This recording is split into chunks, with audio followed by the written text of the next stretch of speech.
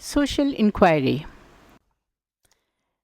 The foundation course Social Inquiry is prescribed at the second year of the BA program at the University of Delhi. It is designed to acquaint the student with tools and methodology to inquire into various aspects of society through different disciplines of knowledge. The course is aimed at making the learner understand disciplinary boundaries and cross them if needed for the purposes of social inquiry. This is an interview with the eminent writer Lakshman Gaikwad, who belongs to the Uchalya community, a nomadic denotified criminal tribe. How many of us really know about this category of society? There are 8 crore Indians who belong to the denotified tribes spread all over India. Lakshman Gaikwad's book, The Branded Uchalya, can be regarded as a powerful social documentary on the trials and tribulations of the Uchalyas. Classified as criminal by the British and socially stigmatized thereafter, the denotified tribes find a strong voice in Lakshman Gaikwad, whose book, written in Marathi, won the Sahitya Akademi Award in 1988. It was later translated into English and Hindi. In 2005, he was also given the Best Writer Award by the government of Maharashtra. No native place, no birth date, no house or farm, no caste either. That is how I was born. So begins Gaikwad's autobiographical novel. Today we have Lakshman Gaikwad himself with us here at ILLL to talk about the tribe he belongs to. This will equip us then to inquire into this large social category of people who belong to the denotified tribes of India lying on the margins of our society today.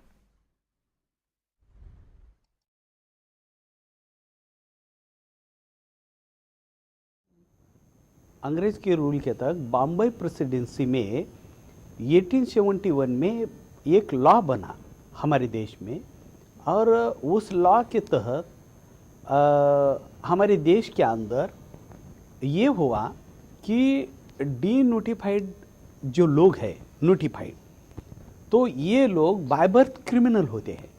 तो ये criminal होने से ये पूरी जनजाति ही ये चोर डकैती में आती है। तो ऐसे लोगों की एक लिस्ट बनाई गई हमारे देश में 1871 में। 1871 में ये लिस्ट बनाई गई है, और इस लिस्ट के तहत 198 कास्ट को उसके अंदर बाय बर्थ क्रिमिनल के लिए कानून घोषित किया, और ये कानून 1913 तक चला रहा। 1913 में भारत के आज़ादी के उस समय का जोर था। तो उस समय इन लोगों को आप यकीन नहीं करोगे, लेकिन अंग्रेजी ने ये भी किया था कि ये लोग तो सुधरते नहीं है, इस देश में इतने बड़े पैमाने पे है। तो इनको एक इसमें समुद्र में इनको जहाज लेके अंदर बिठा के डुबा देने का भी एक साजिश उस प्लान बनाया था। और ये प्लान फिर जो फादर लोग थे, ये हिस्ट्री में कहीं ये हिस्ट्री में है। और फिर इसके लिए फिर वो फादर ने बोला कि यीशु ख्रिस्त को ये मान्य नहीं है इतने बड़े पैमाने पे लोग मरवाना, तो हम इसमें सुधार लाएंगे। तो फिर उसी समय 1913 में यानी 1913 में ये हमारे देश में लॉ बना कि 52 सेटलमेंट्स बनाए जाए इस देश में। इसलिए हुबली, धारवाड़, गुलबर्गा, अहमदाबाद, इनटू दिल्ली भी और झाबुआ, ये सारे फैले हुए सारे भारतवर्ष में, पूरे भारतवर्ष में है। बंगाल में है, मध्य प्रदेश में है, महाराष्ट्र में है, आंध्र, कर्नाटक, गुजरात और पंजाब, राजस्थान, दिल्ली, ये पूरे इलाके में उस समय की लिस्ट आज भी हमको मिलती है। ये हो गई नोटिफाइड ट्राइब। हाँ, नोटिफाइड ट्राइब। तो नोटिफाइड ट्राइब्स का कोई ये लोगों का ऐसा कोई मूवमेंट नहीं था, लेकिन ये लोग आज़ादी के लिए जंग लड़ने वाले थे, वो अपनी संस्कृति को बना के रखने वाले थे। तो इसके खिलाफ शायद आप जानते होंगे कि तंट्या भील, उमाजी नाइक, फिर बिरसा मुंडा, ये जो लोग थे तो ये क्रिमिनल ट्राइब से ही आए हुए थे। तो ये जंग लड़ते थे तो मर जाते थे, लेकिन समझौता नहीं करते थे अंग्रेज के साथ। तो इसी के तहत इनको बाय बर्थ क्रिमिनल बनाया और 1913 में इनको सेटलमेंट में बंदी किया। जो 17 फीट ऊंची की दीवार तार की बनाई जाती थी और दिन में 4 बार हाजिरी होती थी। मेरे आजोबा भी उसमें थे सोलापुर में। आपके आजोबा मतलब ग्रैंडफादर मेरे दादा। दादाजी वहाँ थे, तो वो भी उसी में से भाग के आए थे। तो हम ये निज़ाम स्टेट में वो कानून नहीं था, तो वहाँ पर हम बस गए।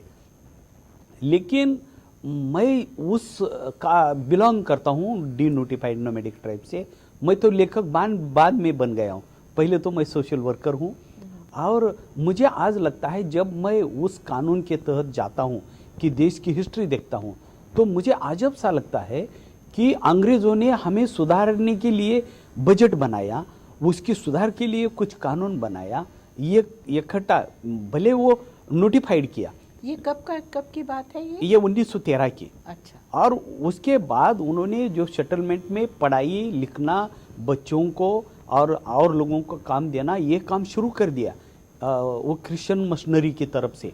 लेकिन आज़ादी के बाद हम तरफ किसी का ध्यान नहीं गया। और बाबा साहब अम्बेडकर ने जब कॉन्स्टिट्यूशन बनाया इस देश में, तब 1950 में बन गए। और 1950 में तो हम कैदी थे, इस देश के कारागृह में बंदिश थे, तो हमारा किसी ने नाम नहीं लिया, किसी ने बात नहीं की। तो कॉन्स्टिट्यूशन में आपका जिक्र नहीं है? नहीं है, बिल्कुल जिक्र नहीं है कॉन्स्टिट्यूशन में, क्योंकि हमको आज़ादी 1947 को नहीं मिली, 15 अगस्त 1947 को। तो हमको आज़ादी पंडित जवाहरलाल नेहरू ने संसद में कहा कि देश के आज़ादी लड़ने वाले लोग मैं आज से विशेष मुक्त कर रहा हूँ, उसको नोटिफाइड को डी नोटिफाइड ऐसा नाम दिया। और 31 अगस्त 1952 को ये ऐलान किया कि आज से हमारे देश में डी नोटिफाइड है, नोटिफाइड नहीं डी नोटिफाइड और नोमैडिक ट्राइब्स को मैं आज़ाद करता हूँ और उनको संविधान तो के अंदर। इसका मतलब आपको आज़ादी 5 साल बाद मिली? 5 साल 16 दिन के बाद आज़ादी मिली।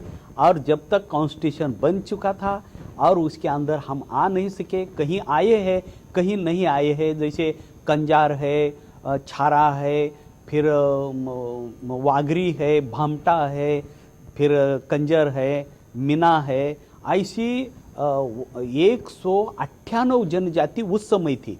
लेकिन आज के ज़माने में जब सभी लोगों को हम देखते हैं तो करीबन 400 जनजाति के लोग देश में फैले हुए हैं, जो डी नोटिफाइड नोमैडिक ट्राइब्स के अंदर आते हैं। इनको गांव गन्ने में स्थान नहीं होता। जब ये लोग आते हैं, छारा या पारदीस या हंटिंग करने वाले लोग, तो ये गांव में समाया नहीं जाता इन लोगों को, क्योंकि वो बदनाम जात है, तो आज भी मारा जाता है। मैं बचपन में देखा हूँ कि मेरी किताबें छीन के पुलिस भागती थी, मेरे माँ को पीटती थी। आपको कैसे चांस मिला पढ़ाई करने का?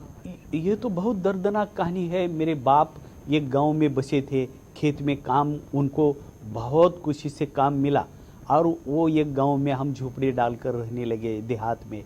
और फिर मेरे बाप को लगने लगा कि मेरे मालिक का बेटा जैसा पढ़ता है, वो मेरा एक तो बेटा पढ़े, कुछ तो बन जाएगा बोल के मुझे वो स्कूल में दाखला मिला और मैं पढ़ा। और मैं पढ़ने के बाद मेरी किताब में मैं उछल्या में कहा हूँ, उठाई गिर में, कि भारत मेरा देश है, सारे भारतीय मेरे भाई है, तो फिर हमें काम धंधा क्यों नहीं मिलता, हम चोरी के नाम से बदनाम क्यों है, हमको अच्छा खाना पीना रहना क्यों नहीं मिलता। इसके बारे में मैंने सवाल पूछे है, जो कि ट्रांसलेट हुई किताब और उसका नाम है the branded. Yes, the branded.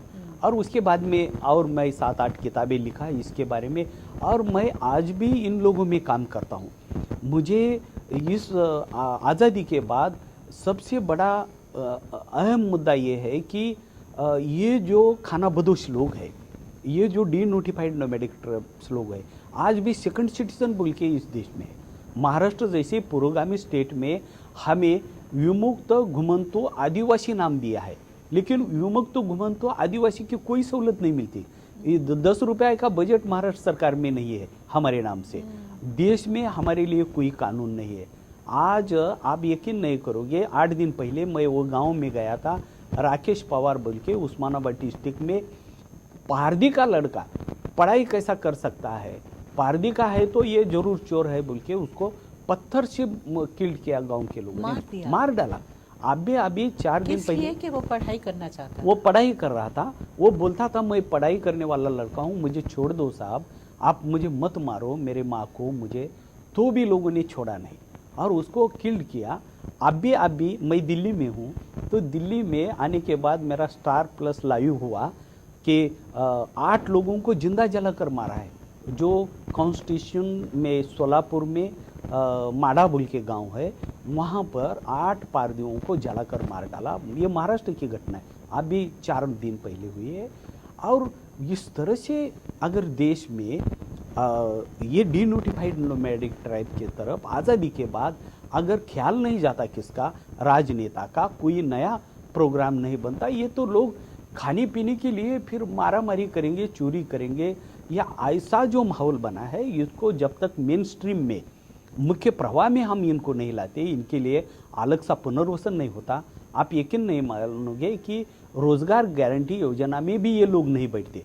क्योंकि आपका कोई संगठन है? हाँ, मेरा संगठन है डीनोटिफाइड नोमैडिक ट्राइब्स ऑर्गेनाइजेशन, मेरा जो ऑल इंडिया में चलता है। मैं उसके तहत 78 से इसमें काम करता हूँ। 76 में जब उस्मानाबाद डिस्ट्रिक्ट में ढूकी गांव में जब पारदियों को सोते हुए मार डाला लोगों ने आके 8-10 गांव के, तो उसी के खिलाफ मैं 18-19 साल का हूँगा, उस समय मैंने आंदोलन छेड़ा था और उसी के ऊपर मैंने वकीला पारदी नाम की किताब भी लिखी है, अभी नॉवेल्स। तो ये जो है, और बदनाम जाति से मैं काम करता हूँ, तो गवर्नमेंट भी और समाज भी मेरे तरफ जब दिखती है, साहित्यिक बोल के कम दिखती है, लेकिन ये चोर उचक्का का लीडर है तो ये भी उसी में का है, ऐसा भी लोगों का कहना है कि उसी के लिए काम करता है, ये प्रोत्साहन देता है। लेकिन मैं प्रोत्साहन नहीं देना चाहता हूँ, मैं तो उनमें सुधार लाना चाहता हूँ। शासन को बोलता हूँ कि इसके कास्ट का जो दाखिला होता है, आपको सपोर्ट मिल रहा है? बहुत मिल रहा है। मेरे बहुत से सोशल वर्क महाराष्ट्र में अन्य जगह पे काम करते हैं और उसमें उत्थान भी आ रहा है, एजुकेशन ले रहे हैं। मेरी किताब की वजह से आम लोग जो है वो भी सोच रहे हैं कि ये बहुत मसला घन है, इसी के ऊपर काम करना जाना चाहिए। तो आपको लगता है कि इसमें बदलाव आ रहा है? हाँ, बदलाव तो जरूर आ रहा है, लेकिन जिस पैमाने पे आना चाहिए, इनके ऊपर जो स्टिग्मा है, चोर, गुनेगारी, बदमाश, इधर बावरिया है, इधर दिल्ली में कंजर है, छारा है, तो ये लोग देखते ही ऐसा लगता है कि ये चोरी है। ये जो तस्वीर बनी है वो निकलनी चाहिए लोगों ने। एजुकेशन में इनके लिए कोई अच्छा पढ़ाई जाना चाहिए। आज हमारे देश में आपको मालूम नहीं होगा, लॉ में और पुलिस ट्रेनिंग में इन लोगों की, अंग्रेजों के ज़माने की जो हिस्ट्री है आज भी सिखाई जाती है कि ये चोर जाति के लोग कैसे होते हैं, कितने कद के होते हैं, इसकी आंख कैसी होती है, ये जन्म से चोर है। हाँ, जन्म से चोर है, तो ये आज भी पढ़ाई होती है। तो ये गलत है आज़ादी के बाद कम से कम। तो आप हमारे स्टूडेंट्स को क्या कहना चाहेंगे? अब ये देखिए, जो पेपर है ये सोशल इंक्वायरी का पेपर है, जिसमें ये जानकारी बहुत अहम है कि ये जो आप बात कर रहे हैं सबको जानना ही चाहिए। आप क्या सोचते हैं, स्टूडेंट्स इसमें कैसे जुड़ सकते हैं? कैसे, क्या हमारी एजुकेशन के थ्रू, ऐसे पेपर के थ्रू कुछ हो सकता है? हाँ, मैं तो ये बहुत आशावादी हूँ, मैं निराशावादी बिल्कुल नहीं हूँ। आने वाला जनरेशन ये कोई कास्ट नहीं देखता, रिलीजन नहीं देखता, ये तो बस प्रोग्रेस करना जानता है। और मैं चाहता हूँ कि एजुकेशन में कोई बदलाव आए, इनके बारे में जो गलतफहमी है वो दूर करने के लिए कोई पाठ होना चाहिए। हम जैसे कि किताबें जो आ रही है डीनोटिफाइड नोमैडिक ट्राइब से, वो लोगों ने पढ़ना चाहिए, उससे अवेयरनेस आएगा। और भारत सही मेरा देश है और भारत के सभी मेरे भाई है, तब होगा जब हम डीनोटिफाइड नोमैडिक्स को अपना लेंगे, उनको नागरिक बनाने के लिए। होता है क्या, वही कास्ट के लोग काम करते हैं। जैसे अभी शुक्रिता जी, आपके वजह से हमने बहुत जगह जाते हैं, आपके वजह से लोगों को बोलने का मौका मिलता है, तो हमको अच्छा लगता है कि अन्य समाज के तबके के लोग भी भले हैं, वो सुधार लाना चाहते हैं। मैं चाहता हूँ कि हम ही लोग नहीं बल्कि हमारे साथ और कारवा जुड़े और इस समाज में परिवर्तन लाए, जो भारत देश के सही नागरिक बने, सही उनको सभी सहूलतें मुहैया हो, तो ऐसा माहौल बने। ये एक चीज़ तो होती है कि लोगों में ये जागृति आए, जाने वो, लेकिन दूसरी तरफ से ये भी बात है कि स्टेट क्या कर रहा है आपके लिए, अब क्या कर रहा है आजकल, कुछ नई बात हुई है? नहीं, ये देखिए स्टेट के अंदर मैं जो मेरी सोच है नई न्यू जनरेशन को मैं ये कहना भी चाहूँगा कि राजनीति में जो सोशल इशू है वो पीछे पड़ रहे हैं और जो इशू नहीं चाहिए वो भाषावाद, सीमावाद, ये वाद वो वाद इसी के ऊपर लटके हुए हैं और बिखरा हुआ ये जो समाज है। मैं दुख से कह रहा हूँ कि पहले की राजनीति कम से कम सोचती थी, वो पढ़ती थी और अन्य लोगों के बारे में सोचा करती थी। लेकिन आजकल क्या हुआ है, जो राजनीति में लोग आ रहे वो बड़े पैमाने अमीर होते हैं, बहुत धनवान होते हैं या राजा महाराजे के लोग होते हैं और वो हमको ज्यों क्यों त्यों रखना चाहते हैं। वो चल रहा है तो चलने दो। और डी नोटिफाइड ट्राइब्स के बारे में कुछ स्टेट ने अभी किया, आप क्या चाहते हैं कि अब हो? मैं तो स्टेट को अभी मैंने स्टेटमेंट दिया है ये पारदी के बारे में कि कितने दिन तुम जलाओगे हमको। कम से कम इसका जो जलने का जो मसला है, क्या उनको आज़ादी के 60 साल बाद भी आप मकान नहीं दिए उनको? जलने का मकान जो है जिसको पाल पारदी बोलते हैं, फांसे पारदी बोलते हैं, पाल पारदी को अगर पाल में ही रखोगे वो जलकर मरेगा। उसको कम से कम मकान दो, उसको नागरिक बनाओ इस देश का। आपको यकीन नहीं होगा देश में आज ऐसे 8 करोड़ लोग हैं कि जिनके लिए कोई नागरिकत्व नहीं है, उनको रेशन कार्ड नहीं है, उनको शमशान भूमि में मरने के बाद जगह नहीं मिलती तो 4-4 दिन प्रेत पड़े हुए रहते हैं इंसान के। तो इन लोगों को अपनाना बहुत ज़रूरी है। इनके लिए उत्थान के लिए कुछ नया प्रोग्राम बने। अभी भारत सरकार में हम किसी लिस्ट में नहीं है, संविधान में ही नहीं है। हमारे लिए 1000 रुपया का प्रावधान नहीं है इस देश में डी नोटिफाइड नोमैडिक ट्राइब्स के लिए। ट्राइब्स के लिए है जो जंगल में है, लेकिन जो घुमक्कड़ है, घुमन तो है, खाना बदोश लोग है जो इस गांव से उस गांव, गाड़िया है, छारा है, भामटा है, टकारी है, ये लोग जब घूमते हैं तो इनको एक जगह स्थिर बिठाना, इनका रिहैबिलिटेशन करना और आदिवासी के बजट को कुछ अलग सा बजट निकालकर, ये भी तो जमाती है, ट्राइब्स बोलते हैं D notified tribes, nomadic tribes. अगर ट्राइब्स बोल रहे हैं तो ट्राइब्स को ट्राइब्स की सहूलत क्यों नहीं मिलती इस देश में? ये मेरा सवाल है। और इसके लिए आयोग भी बना है भारत सरकार का। मैं भारत सरकार को बहुत शुक्रिया अदा करता हूं कि उन्होंने कम से कम आयोग बनाया है। तो अभी वो आयोग कम से कम डी नोटिफाइड नोमैडिक ट्राइब्स के उत्थान के लिए चालू हो और न्यू जनरेशन जो आ रही है वो भी हमारे बारे में अच्छा सोचे, यही मेरी रिक्वेस्ट है। एक और सवाल मन में आता है कि हमारे देश में जो सामाजिक इनइक्वालिटीज़ हैं, और वो चाहे कास्ट की वजह से या दूसरी सामाजिक फीचर्स की वजह से, तो ये कास्ट इनइक्वालिटी की वजह से जो शोषण SC ST में भी तो होता है ना। तो हरिजन बस्ती जला दी जाती है। मैं पूछना चाहती हूँ कि डी नोटिफाइड कैटेगरी और SC ST इन दोनों में क्या, कैसे डिफरेंस है शोषण का? ये आपने बहुत अच्छा सवाल किया है। इसके बारे में आपको बोलूं, जो अछूत लोग हैं, अछूत के भी नीचे एक अछूत जमात है, उसी की तरफ किसी का ध्यान नहीं गया। जो गाँव गन्ने में है, कम से कम हरिजन वाड़ा यानी दलित वाड़ा है, दलित बस्ती है, चमार बस्ती है, हरिजन बस्ती है, लेकिन हमारी कोई बस्ती ही नहीं है।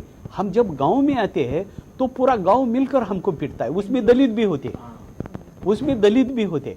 हमें अभी जो महाराष्ट्र जैसे पुरोगामी स्टेट में 2-4 हादसे हुए तो उसमें दलित के भी लोग थे मारने के लिए आगे। यानी हम गांव का ना घर का दुबी का कुत्ता इधर उधर घूमता है, वैसा हमारी हालत आज़ादी के बाद हुई। लक्ष्मण जी बहुत बहुत धन्यवाद, हमें आपसे ये सारी जानकारी मिली और हम तो पूरी तरह से कोशिश करेंगे कि ज़्यादा से ज़्यादा लोग इस प्रोग्राम को देखें और समझें, इस इशू को समझें। सोशल इंक्वायरी का मतलब ही ये है। शुक्रिया जी आपका, आपके सभी साथियों का मैं दिल से आभार हूँ, आपके संस्था का, यूनिवर्सिटी का। Thank you.